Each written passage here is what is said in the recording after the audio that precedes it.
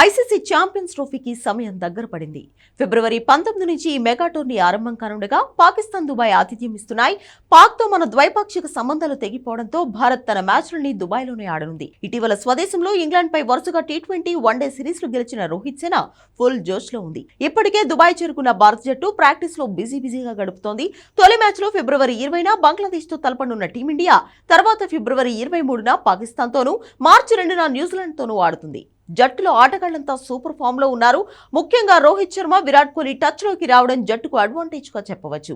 దాదాపు ఏడాదికి పైగా వీరిద్దరూ పేలవ్ ఫామ్ తో విమర్శలు ఎదుర్కొంటూ ఒత్తిడిలో ఉన్నారు. పైగా ఈ ఛాంపియన్స్ ట్రోఫీ వీరిద్దరికి తమ కెరీర్ లో చివరి ఐసీసీ టోర్నీగా భావిస్తున్నారు. దీంతో ఎట్టి పరిస్థితుల్లోనూ మెగా టోర్నీలో అద్దరగొట్టాలని రోహిత్ కోహ్లీ పట్టుదలగా ఉన్నారు. ఇదిలా ఉంటే టైటిల్ ఫేవరెట్లలో ఒకటిగా ఉన్న భారత్ విజయావకాశాలను చూస్తే మన గ్రూప్ లో ఉన్న ఏ జట్టును తేలిగ్గా తీసుకోలేని పరిస్థితి. బంగ్లాదేశ్ ను కూడా చిత్తుగా ఓడించి టైటిల్ వేటను ఘనంగా మొదలు పెట్టాలని కోరుకుంటోంది. ఏమాత్రం లైట్ తీసుకున్నా బంగ్లాదేశ్ సంచలన విజయాన్ని నమోదు చేస్తుంది.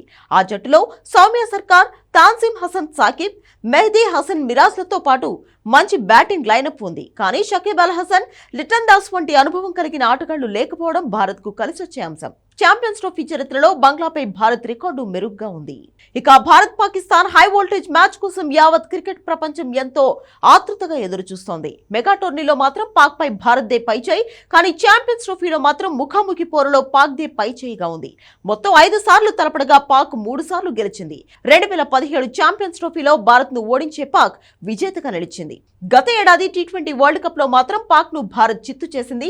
ఎప్పుడెలా ఆడుతుందో తెలియని పాక్ జట్టును కూడా తక్కువ అంచనా వేయలేం. మహ్మద్ రిజ్వాన్, ఆఘా సల్మాన్, ఫఖర్ జమాన్, బాబర్ ఆజంలతో పాటు పాక్ బ్యాటింగ్ లైనప్ బాగానే ఉంది. షాహీన్ షా అఫ్రిది, నసీం షా, హారిస్ రైఫ్లతో పేస్ విభాగం పటిష్టంగా ఉన్నప్పటికీ మ్యాచ్ ను గెలిపించే స్పిన్నర్లు లేకపోవడం భారత్ కు అడ్వాంటేజ్. భావోద్వేగాలతో కూడిన ఈ మ్యాచ్ లో ఒత్తిడిని అధిగమించే జట్టునే విజయం వరిస్తుంది.